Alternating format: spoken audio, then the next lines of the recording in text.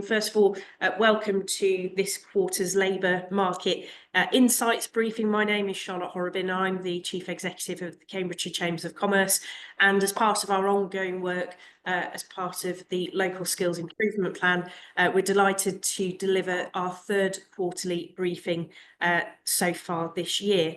Joining me very shortly will be Mike and Hannah, our policy and data experts, to take you through the lay of the land, but also we're really keen to make sure that we embellish what we're seeing in terms of the data with your insight and your views. So whilst Mike and Hannah will take you through a very thorough presentation, really the benefit today is that opportunity to have a dialogue. So should you have any questions, please do feel free to put them in the chat or contact us, raise your hand, and we will field your questions in whatever format you prefer to be able to share them.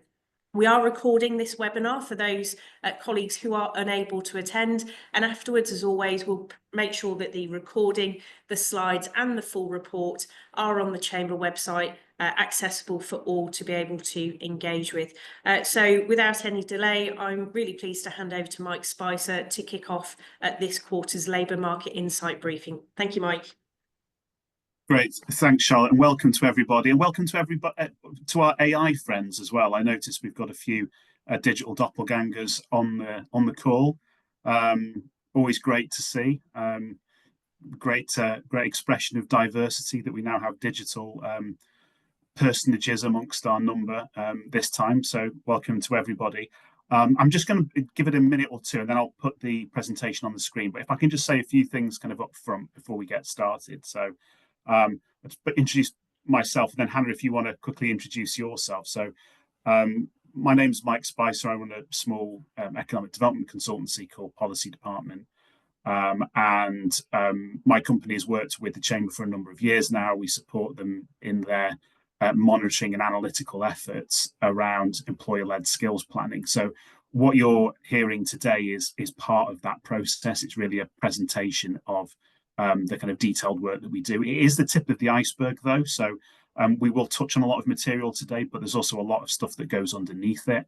And I know we'll be distributing materials after the event. So this isn't the sum total of what we've got, but hopefully it gives you a taster of what we've got. And hopefully we can furnish you with any more detailed requirements as you have them. Hannah, do you want to quickly introduce yourself? Yep, sure. I'm Hannah Lazarus. I'm an associate of Policy Department with a background in regional economic development, particularly labour market analysis. And we've been working with the Chamber this year to monitor the local labour market and pull out any key developments. A quick bit of background. So basically, as many of you will know, but if you don't know, the Chambers of Commerce are the designated employer representative body for employer-led skills planning in Cambridgeshire and Peterborough. So it's responsible for pulling together the local skills improvement plan. And that plan outlines a number of priorities in it. And what we do really is keep tabs on the labour market. And that's important because ultimately what we're trying to do is understand what skills the economy needs. To do that, we need to keep a close eye on the labour market, the employers in it, but also how the system as a whole is behaving, how the labour market is evolving over time. And we get new data every week, every month. So we have these regular check-ins where we look at the data and present that in a long report. And the idea is for us to kind of share it with stakeholders and build up a common picture for everyone to work from. So whether you're a training provider and you're looking at how to plan ahead for course development, whether you're an employer and you want to get a sense of how the atmosphere and environment for recruitment is playing out, or indeed whether or not you're entering the labour market and want to get a sense of what opportunities are out there. So we're trying to create this common evidence base for everybody in the system. And we do these quarterly reports, and that's what we'll be presenting today. So I'm just going to basically, the way this presentation is structured is we're going to pick out some highlights. There are a lot of slides in this presentation, but we are not going to touch on them all. We don't have time for that. but we can always go back at the end if anyone has any questions. So we're going to draw out some of the key messages from the sections of the report. We'll do that for a number of areas, and then Hannah is going to jump in as well and give us some examples that really bring, some data that really bring those stories to life. Once we've done that, we'll draw breath at the end, and there'll be plenty of time for questions, and we can perhaps revisit bits of it. And what we'll also do is have some time at the end to talk about what our future priorities for research are as well, because as much as we spend time looking at the labour market, there's actually a lot we don't know, and there's a lot where we rely upon the input of partners, stakeholders, employers throughout the county. And so we like to set these out in advance and work these into our other research efforts, the quarterly economic survey, and so on and so forth. So let me just give you the key highlights then for this quarter. So the three sort of key takeaways, I guess, and we'll go into more detail, is really what we're seeing is a weakening labour market. There's not really a good gloss we can put on that. We are seeing a weakening labour market. And the area's employment rate is now at an 11-year low. Unemployment is at a 10-year high. So those are not the sort of numbers we like to report back, but that's the reality of it, I'm afraid. The number of people who are not active, who are not participating in the labour market has surged in recent months and over the last year or two, especially among those with long-term sickness and students as well. So this is being compounded by some of the broader challenges around public service delivery, particularly the NHS and the increased waiting times that we're seeing there. And, ultimately, recruitment, the demand for labour has been affected and appears to be affected through the surveys that we carry out by some of the recent measures in the budget. And also the prospect of the employment bill, which introduces a number of new obligations in employers. So the aggregate effect of those things is firstly to increase the future cost of employing labour, but also to create some uncertainty about new obligations, and uncertainty and cost of things that can weigh down on recruitment intentions. And we're starting to see some evidence of that in the surveys that we have and some of the data that we gather from the labour market. We're also seeing job-related training being at a record low. Although there has been an increase in online training and in certain areas of the labour market, we're seeing that at a level that's quite low, and what we don't want, we want to see an increase in job-related training, and we're not seeing it. And we're seeing, some shortages in some particular areas, so critical shortages in IT and engineering and some other things that we'll be talking about in the presentation. So those are the kind of key messages. I'm aware those aren't especially positive ones, certainly not as positive as we'd like to see, but those are the key messages, and we're going to unpack that in the coming slides. So if I just move on briefly and start with the labour market participation. So something I focused on a bit in that introduction. So what we're seeing is that, firstly, in terms of the labour supply, in the year to June of this year, the working age population of Fenland declined, with employment in Cambridgeshire and Peterborough as a whole dropping to 76%. So that's 24% of the potential population of people who could be active in the labour market, not active in the labour market. And there are some big reasons for that. Economic inactivity is now, as I say, at a 12-year high. And we're starting to get a handle on why that is. We know that long-term sickness and the rise in that is a big driver of it. And we also know that people being students ultimately and not being in a position to work is also a part of it. So participation in education is a part of that. But you may remember some years ago there was a concern that in the wake of the pandemic we would see this sort of great resignation of people kind of dropping out of the labour market before they were at age 65. We're not seeing that actually. So, one of the really interesting things is that, perhaps the public perception that there has been this kind of giant resignation, that people are kind of dropping out early to take advantage of early retirement. We're not seeing that in the data. And in fact, there is a long-term downward trend in retirement rates before age 65, bunch of reasons for that. But Hannah, you're going to take us through some of the detail around labour market participation. So as Mike mentioned, in the year to June 2024, the employment rate in Cambridgeshire and Peterborough fell to 76%, which is the lowest rate in 11 years. And the slide I'm hoping that Mike can show shows the share of 16 to 64-year-olds who are out of work, so those who are not in employment. And unemployment rose to 3.5% in the year to June, but the main trend in the labour market over the past year, so you can see those purple bars there, has been an increase in economic inactivity. So that's those who are out of work and not looking for work, which has increased to 20.5%, which is the highest rate for 12 years. And if we can move to slide 10 now, Mike. So this shows reasons for economic inactivity. So there are many reasons for being economically inactive, but you can see here that the reasons for the recent increase in inactivity have been an increase in the number of students. So that could be the increase in the number of people becoming students, or more students without part-time work. So if a student has a job, their class is employed, not economically inactive.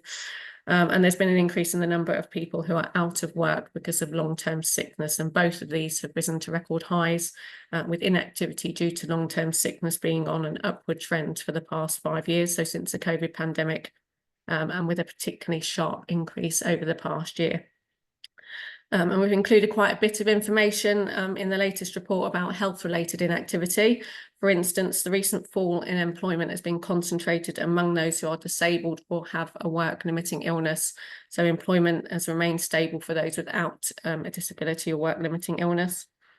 Mental and behavioural disorders have been the main reason given by health professionals in the region for signing people off work over the past year. And this is in line with national data, which shows that depression and anxiety is the main reason for health-related inactivity. And longer NHS waiting lists and waiting times are likely to be a key factor behind the increase in health-related inactivity. So the number of people waiting for treatment across Cambridgeshire and Peterborough has increased by 160% since the pandemic, and waiting times for treatment have doubled over the past 5 years, from an average of 7.4 weeks to 15.6 weeks.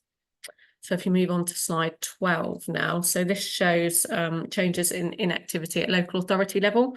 So over the past year, economic inactivity has increased most sharply in Peterborough, with inactivity rising to a record high of 27.2%. But since the pandemic, inactivity has increased most sharply in Finland, and this has experienced the 5th highest increase in economic inactivity of 361 local authority areas in Great Britain. And in the year to June 2024, almost 1/3, so 32% of 16 to 64-year-olds living in Finland were economically inactive. This was well above the national rate of 21% and the 6th highest rates of 361 local authority areas. It's worth noting that the rise in economic inactivity and long-term sickness has been recognised as an issue by national government. For instance, the budget announced a significant increase in NHS funding to bring down waiting lists and a package of measures to get Britain working, including some trailblazer areas to pilot the integration of health and skills services to support those with health conditions to get back into work. And these areas have not been announced, but it's given recent sharp increases in activity, it would be great to see the likes of Finland and Peterborough being recognised for support. So I'll hand back to you now, Mike. Thanks, Hannah. So local jobs markets. So what we can say is that the number of VAT or pay-as-you-earn registered jobs did increase last year. So that's the last full year for which we've got data. But particularly in professional, scientific and technical activities, and also in education. And we'll be coming back to education a few times throughout this presentation because there's some interesting stuff to say about that. But despite this, despite the job growth last year, the number of businesses overall in the region decreased last year, but most sharply in transportation and storage. So there's been a loss of 160 businesses across the county, manufacturing too, and information and communication. And so there's some variable performance across different segments of the economy. So if we look at the sectors that are outlined as priorities within economic strategies in this part of the world, we can see that agri-tech and life sciences, we have broad categorizations, but growth sector priorities have experienced strong growth, whereas advanced manufacturing and digital and IT sectors didn't see that surge in job numbers. It's essentially unchanged. And if we look at the most recent data, which is taken from the job search platforms that we have, the online platforms, where we can say that in the 6 months to September of this year, job vacancies did fall further, and they're now back to their long-term level. So we did see a sort of increase in vacancies in the wake of the pandemic, and that's now kind of unwound a bit. But if we look specifically at science, engineering, and technology, vacancies for those things have declined significantly. And the teaching workforce too has declined in some areas, but particularly in Fenland and Peterborough. And as I say, we'll be coming back to that as a theme in other parts of the presentation. But Hannah, if I can take you through to the next slide. Yeah, okay. So as Mike mentioned, we've included some new jobs data within the latest report. So this is the number of jobs that employers registered for VAT and PAYE in 2023. So it's slightly more dated than the labour market data that we were looking at in the previous section. But this shows that Cambridgeshire and Peterborough experienced strong job growth in 2023 at 4.5%, which was well above the national rate of 1.2%. And this was driven by strong job growth in Cambridge and South Cambridgeshire, with Fenland and East Cambridgeshire seeing the weakest growth, albeit above the national rate. And at sector level, job growth was driven by professional, scientific and technical activities, particularly R&D on natural sciences and biotechnology, and by the education sector. You may be wondering why this data looks so much stronger than the labour market data that we've been looking at previously.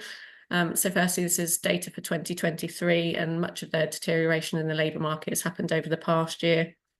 This measures jobs rather than employment, so employment is a people-based measure, whereas this measures the job, which could be held by more than one person, or one person could have more than one job. It's also a workplace-based measure, so it measures the job no matter where the employee comes from, whereas the employment data measures residents, no matter where they work, so that could include out-commuters. But I think the main reason for the difference is that this doesn't include sole traders or self-employed people not registered for VAT. So if we look at employee and self-employed data for the year to June 2023, the number of employees increased by by nearly 5,000, whereas the number of self-employed people fell by more than 5,000. Which led to an overall decline in employment, and self-employment has been declining over the past 7 years. It's now 28% lower than 7 years ago. But then if we look at the year to June 2024, the number of employees has also fallen, and by more than the number of self-employed. So I suspect when we get 2024 data, jobs data this time next year, it won't show such a strong picture for the region. But if we move on to slide 16 now, so this shows jobs growth in the main growth sectors in the region over the past, so in 2023. So this suggests that jobs grew most strongly in life sciences, much more strongly here than nationally, and also grew in agri-tech and against national decline. However, there was no growth in advanced manufacturing and digital and IT jobs against national growth and after declining in 2022. And if we move on to slide 17, so we've also included some jobs data this time from Cambridge Ahead, and this includes employment data from annual returns to Companies House, whereas the jobs data that we've just described uses a sample survey of VAT and PAYE registered businesses. So this is consistent with official data, which shows that life sciences experienced by far the strongest job growth of all growth sectors in 2023. It does, however, show some growth for high-tech manufacturing and digital and IT. This could be because this data set uses data not captured in official statistics, but it could also be because this database removes historic employment data from companies that have closed or have left the region, or it could be because it includes companies headquartered in the region, but potentially with employment outside of the region. But both data sets are consistent in showing a decline in the number of businesses in advanced manufacturing and digital and IT over the past 3 years. So they're both showing some underlying weakness for both sectors. And finally, Cambridge Ahead data doesn't include data for agri-tech, but it does show a fall in primary sector employment. And this is consistent with official job statistics, which show a fall in agricultural employment, but this has been more than offset by job growth in research, technology and food production, leading to an overall increase in agri-tech jobs. Thanks, Hannah. I should say as well, we've got some other information we perhaps can revisit at the end of the workshop, but I'm just going to move things along and talk about the skills gaps and shortages. So again, if you remember back to the days kind of just after the pandemic, as we were opening up and we had that kind of surge in recruitment difficulties, there's some evidence of that unwinding. So, you know, if you look at the median time that it took to fill a vacancy, this increased from about 16 days on the eve of the pandemic to 35 days by mid-2021. So a really big increase in the time that it took to recruit the typical employee across our part of the world. However, this has been on a bit of a downward trend. So as of September of this year, the median time is now 23 days, suggesting that, you know, there's a quicker hiring process to a couple of years ago. So some of those challenges have unwound slightly.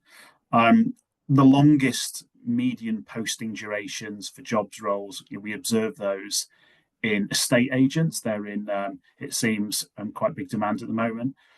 Primary education teaching professionals is one of the top professions where we're seeing, you know, it's right there at the top of kind of longest times to take in terms of recruitment. Also, solicitors and lawyers.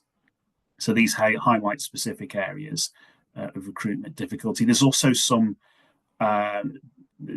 differences across the districts in our region as well. So recruitment difficulties are most pronounced in Cambridge, where the median posting duration is 24 days, and this compares to 19 in South Cambridgeshire. So there are regional disparities in hiring challenges. And if we look at the what are the most frequently cited skill shortages, we look at engineering skills, IT digital skills, and businesses also noting a lack of relevant work experience and soft skills among applicants. Hannah, you're going to take us through a bit more of the detail. Yeah, so this chart shows the average time taken to fill a vacancy, which Mike has described. We use this as a measure for highlighting recruitment difficulties. So median posting duration more than doubled between early 2019 and mid-2021 from 16 to 35 days. And this is likely due to a rapid increase in vacancies following pandemic-related restrictions, coupled with fewer people looking to change jobs around that time. So this has since fallen to 23 days in the 6 months to September 2024, indicating that employers are now filling vacancies more quickly. However, the average time taken to fill a vacancy is still remaining above the pre-pandemic average of 19 days. And as Mike mentioned, median posting duration over the past 6 months has been highest and well above average for estate agents, primary school teachers, and solicitors and lawyers. And we've mentioned before about the recruitment and retention issues for primary school teachers, with more teachers leaving the profession since the pandemic due to workload pressures and low wage growth. We've also mentioned in previous reports about recruitment difficulties being highest for care workers. So the latest data shows that median posting duration has fallen, but this remains above average, while demand for workers remains high, being the third most in-demand occupation over the past 6 months. So we're continuing to include issues around care worker recruitment within our priority areas for further insight. Thanks, Hannah. And as we hinted, there's more we can say about this if we want to revisit it at the end. So, for example, we've got for each of the districts in Cambridgeshire and Peterborough, we have it broken down by occupation and duration, the top professions there in terms of duration of recruitment. So we're happy to revisit that later on. So we're going to turn to education and training now. So as we've said before, this is a bit of a common theme of these. We do see large variations in attainment. We saw that for the most recent academic year for which we've got full data. Cambridge has the highest average attainment score, and that ranks 9th amongst all local authorities in England. But we're also home to some quite different attainment scores as well. So Finland has the lowest score in our part of the world, and it's significantly below the England average as well, and is close to the bottom of the 300 or so local authorities in England. So quite wide disparities, really, in educational attainment in our part of the world. Some things to point out. So participation in apprenticeships rose between 2022 and 2023. And this is contributing to the overall increase in educational engagement among young people. And also as well, something to point out, record high progression to higher education in the last year for which we've got reliable data, which is 2022. So 45.5% of 19-year-olds progressed to higher education in that year, making it a record high, although this still remains below the national average. And again, the final bullet on this slide, unfortunately, has been there on previous workshops. But again, we wanted to highlight that the gap in progression rates between students who are entitled to free school meals and their peers has reached 27.5 percentage points, which is significantly higher than the national average. So it's something that we need to look at. Hannah, if you can take us through some of the detail. So if I move you on to, I think it's slide 37. Absolutely. Yeah. So our previous reports have shown that employer training in the region has reduced to record low levels, particularly for off-the-job training, while online training has increased in popularity. So Cambridgeshire Chamber's latest quarterly economic survey included a question about education and training activities that respondents or their employees had engaged in within the past 12 months. So the results supported the trend towards increased popularity of online training. So 69% reported that they'd utilised some form of online training over the past year, which is higher than any other type of training activity. And this was followed by in-work training by existing employees, so internally delivered on-the-job training at 59% of respondents. And in terms of educational engagements, the most popular types were offering work experience opportunities at 28% of respondents and being involved in careers fairs or talks at 20%. But 11%, so more than 1 in 10 respondents, hadn't engaged in any form of training or educational activities. And perhaps unsurprisingly, most of these were sole traders or small employers. Thanks, Hannah. Now, in the quarterly reports that we do, we have a special focus on digital skills, on green skills, and on soft skills. Those are areas of importance within the LSIP. So we're going to take you through some facts and figures for those and the most recent data where we have it. So for digital skills, some really kind of interesting numbers. Around 1 in 11 people, quite a big chunk of the labour force working in Cambridge and Peterborough are now employed in digital occupations of one kind or another. So really quite a significant chunk the working population are now in jobs that would be classified as digital occupations. But the employment rates do differ across the region. They're highest in South Cambridgeshire, Cambridge and Peterborough, and lowest in the rural fens and Huntingdonshire.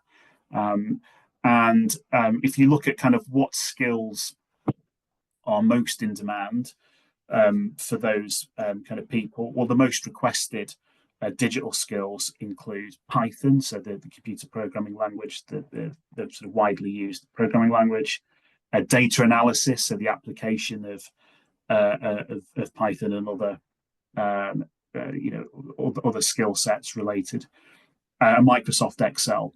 And we've also seen a notable shift towards the listing of common kind of digital skills within job adverts. So Microsoft Office, we see more and more now within job postings as being something that's required of candidates.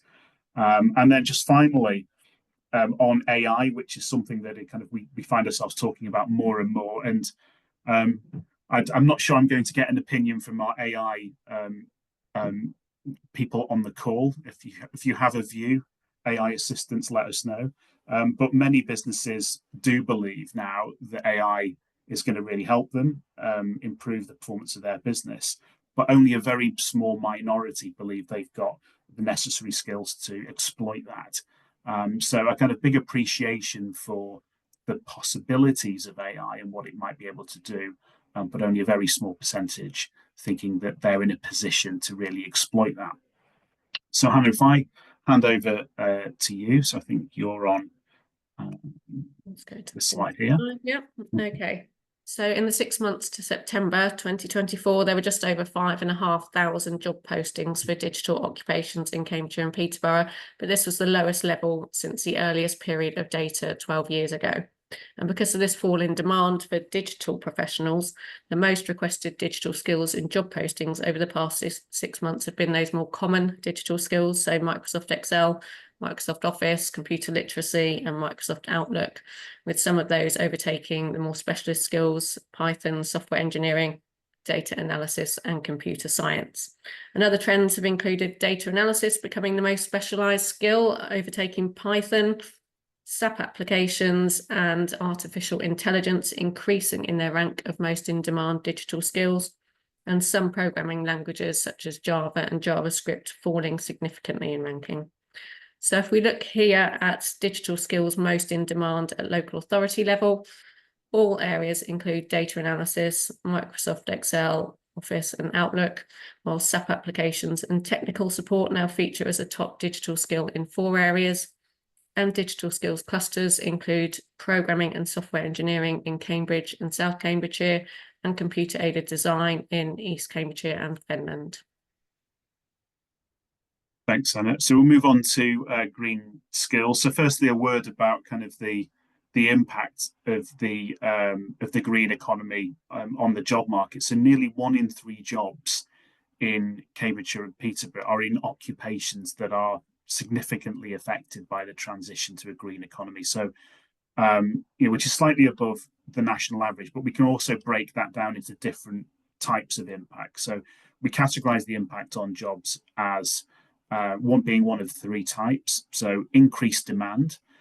So this is where the transition to a greener economy creates more demand on certain types of skills. So, for example, if you are if we're all installing heat pumps, we might need to employ more heating engineers or electricians, that kind of thing.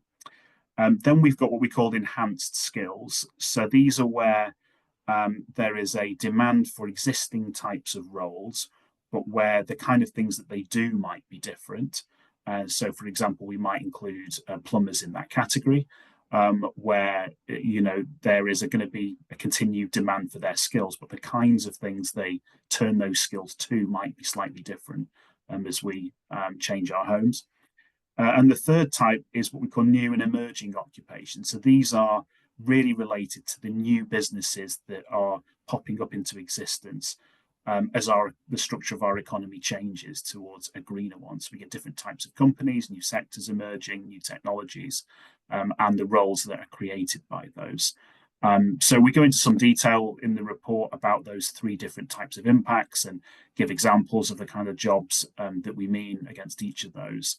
But to give you some highlights, so when we look at the labour market data, the most requested green skills include waste management, water treatment, environmental health and safety.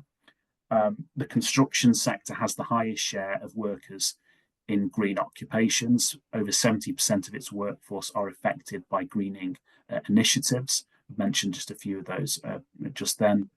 And we have projections that indicate that occupations like pipe fitters, gardeners, are going to see the fastest growth rates in the green sector over the next sort of 6 or 7 years. We know from studying the labour market data that green jobs increasingly require a mix of non-green skills. So, project management, data analysis that we've covered already, alongside those more specialised green skills that are emerging. Hannah, if I can take you to the next slide, which I think is 49. 49. Okay, so as mentioned, we've done some work looking at the number of people working in occupations judged to be affected by the green transition, and found that 1/3, so 31.2% of people working in Cambridgeshire and Peterborough are employed in these occupations, and this ranges from a low of 28.9% in Peterborough to a high of 34.5% in East Cambridgeshire. So across the three categories of occupations, all areas have above average rates of people employed in green increased demand occupations. So those existing occupations that will be in increased demand but require no significant changes to worker requirements. So this is highest in Cambridge and East Cambridgeshire. And Huntingdonshire and South Cambridgeshire have the highest rates of people employed in both green enhanced skills and green new and emerging occupations, and are therefore likely to require the most support to upskill their workforces to meet the requirements of a green economy. And if you move to 53, so this shows employment forecasts for green occupations up to 2031, and shows that pipe fitters are forecast to experience the fastest growth in employment at a 10.5% increase, followed by gardeners, rail construction and maintenance operatives, architects and chartered architectural technologists. Thanks. And again, we have more data in the report where you can really go into the detail of some of this stuff, so we can break it down by sector, by skill, and also by different district as well. We can do that. So do look through that when you get the report. And the final area that we kind of focus on in the report is soft skills. These are those sort of transferable skills that form a really important part of labour requirements these days. And communication remains the most requested soft skill across job postings, and it significantly outpaces other skills like management and customer service. Over the past 5 years, all of the top requested skills in job ads were soft skills, highlighting their importance to the labour market. And key soft skills identified for future employment include collaboration, creative thinking, problem solving. I should say as well that these words, these are the words that are used within job advertisements, so they reflect how employers describe these skills when they're going out to market for them. And they're critical across various industries. So although communication remains a top skill across all sectors, industries do prioritize different soft skills. So leadership in manufacturing, for example, customer service in retail. And the ranking of soft skill also varies by local authority area, but communication, management, customer service, they consistently rank as top skills. Okay, so as Mike mentioned, a key theme of this quarter's report is a deterioration in the labour market that's become increasingly evident this year. So these are the top 25 skills requested in job postings quite recently. So between right up to September of this year, stretching back to October of 2019, and you can see there that communication is by far and away the top skill that's requested by employers within job advertisements. And those bars that are in purple, those are what we call soft skills, and you can see how far they stretch across the chart as being important. So management, customer service, detail-oriented, sales, planning, leadership, research. These are transferable skills, and they make up the bulk of the top requested skills. So we have to get almost to the middle of the table before we start to get into more specialised areas of demand. So basically, that is a very quick run through of what the material that we were going to cover in the time that we've got. We do have, as I say, other things here that we could go back on if we need to do that. So, for example, we've got some slides here that look at the top 3 soft skills by industry over that same time period. So we can look at the occupation, for example, and what kinds of soft skills are required in job ads for those occupations. So, for example, if we look at caring, leisure and other service occupations, you can see communication, teaching, management as soft skills, not as qualified skills, are there and appear in the description of jobs as posted by employers. I apologise, I didn't say this earlier, is of course alongside the increases to labour costs, which the budget undoubtedly has put in the pipeline, there's also a lot of measures in the budget that are aimed at addressing that participation point. So you could argue that the increase in the national living wage, one of the, why would you want to do that as a government? Well, one, the classic reason why you would is to address participation. That's one of the main policy levers you have. There were also various other measures within the budget that perhaps didn't get as much coverage because it wasn't explicitly covered in the speech. So another one is an extension to the carers employment allowance. So essentially extending the amount that carers can work and earn before tax. So again, that's quite potentially quite a big move on labour participation. So again, for us, the question becomes, you've got costs being loaded onto business on the one hand, but you've also got measures that could potentially increase the labour supply.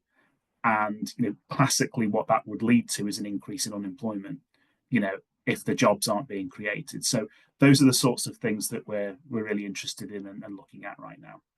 Within the report itself, we outline certain areas where we think either we're not quite sure, frankly, what's kind of going on or what lies behind something, or we're seeing changes that we want to monitor a bit more closely and go into a bit more detail. So within the report itself, we have sections where we go into more detail around certain issues. So, for example, in the current report, we've got a big section on the issue of how the increase in long-term sickness is affecting the labour market, and some detailed numbers around that. But we lay out in each report these areas that we're kind of focusing on. And hopefully, if anyone has any thoughts on these, by the way, please do follow up this workshop with an email. It'd be great to get your input to it. Or indeed, if there's any kind of research that you're aware of that play into any of these, it would be great if you could share those with us. But I'll just go through them quite quickly. So we've mentioned a few times some of the challenges around recruiting teachers is a really big issue for the economy as a whole. We've seen declines in employment relevant to education and training provision. We use that broad term because it isn't just teachers within schools. There's a system-wide challenge with recruiting people into roles that are about developing the workforce and developing human capital. So obviously that's a concern for any kind of skills plan. We don't want to see shortages there. As we've talked about, the impact on employers of rising inactivity due to long-term sickness. Within the most recent report, we do capture some feedback from Chamber of Commerce members on the strategies that they're employing as businesses to manage some of that. So this has got to the point now where a typical employer is likely to encounter this challenge. So it's becoming an area where the businesses have to actively manage. We're collecting data from members on some of the strategies that they're employing to do that. Do check them out in the report, and we'll continue to research that. As we've spoken to at this point before, but across the 4 key growth priority sectors in the combined authority strategy, so agri-tech, life sciences, advanced manufacturing and digital. So some of the changes that we've seen to job numbers there, there's a bit of uncertainty around those, frankly, because there's the data that we get from official sources, and there are some question marks about the quality of those things. And then there's the data that we can get from companies themselves through Cambridge Ahead, for example. And sometimes those data paint different stories. So we want to continue to look into that and understand a bit more about some of the trends. If you take technology, life sciences and digital IT, we have some really big players in our patch. So we've in recent years we've seen some big moves on redundancies, but also large scale growth in job numbers too. So it's a kind of lumpy picture. So keeping tabs on that is difficult, but we try to do that. As we've spoken before, some of the issues in Finland, some of the long-standing challenges around labour market exclusion, poor outcomes for young people, low and declining rates of labour market participation. There's a whole bunch of related issues there, and we continue to work with members and partner organisations to really understand that more. As Charlotte mentioned, we've got our event in Finland tomorrow, where we'll be talking directly to employers there.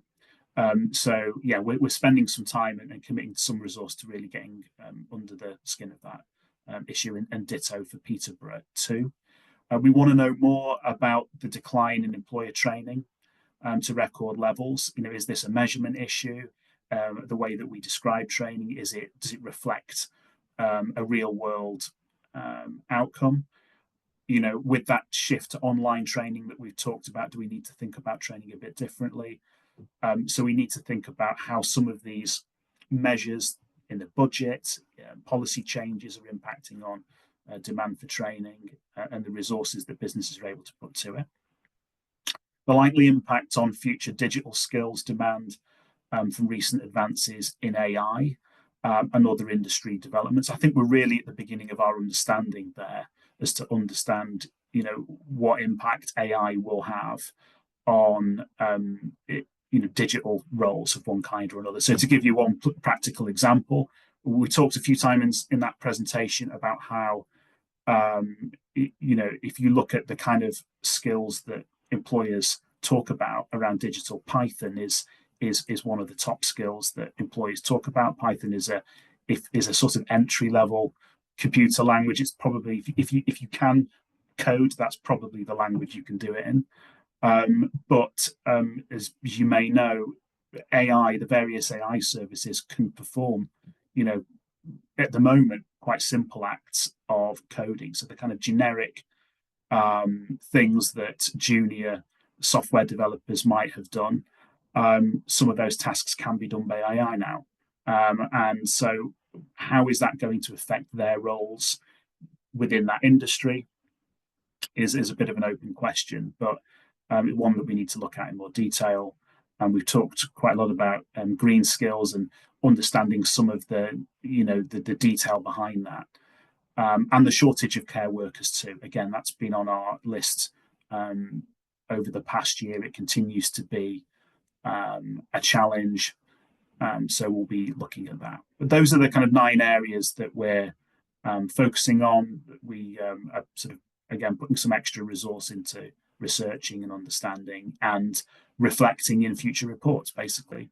But Charlotte, that's, I think, the kind of sort of covers what we're thinking about. Thank you, Mike. And I know from my own experience, presenting this particular slide usually gets our audiences really engaged. I know you all appreciate the the hardcore data, especially if you are in a training provider scenario.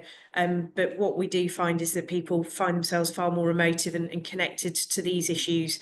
And the aim of the game really is how do we make sure we provide those technical skills for our growth sectors, but also making sure that all sectors have got those green, digital, transferable skills through an efficient skills system, whilst hopefully trying to tackle some of these deep societal issues. So we haven't had any further commentary come through, so I will just start to wrap us up for the day. So a huge thank you as always to Mike and Hannah. We meet on a fortnightly basis to make sure that the content and the evidence that we're looking at is really on point, and that's only made possible because of all of our stakeholders, such as the folks that have dialed in today, contacting the Chamber team to make sure that we understand any data or issues or examples that you've got to hand. So please continue to keep that really strong two-way dialogue running with us. I'm really pleased as well that we've got Nick Frank on the call today. So Nick has joined the Chamber team to lead the local skills improvement plan.